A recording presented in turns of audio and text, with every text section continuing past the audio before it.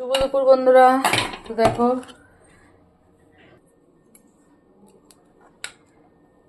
গরম গরম ভাত,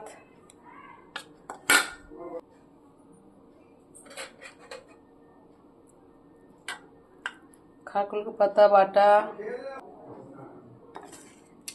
এ দেখো করলা ভাজা, তারপর দেখো করেছে দেখো লোটে ঝুরি, লোটে মাছের ঝুরি,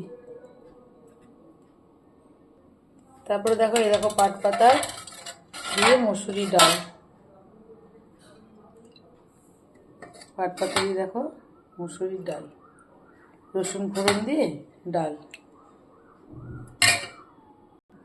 আর দেখো এই ডিমের কষা, মানে ডিমের কারি, একদম মাখা মাখা।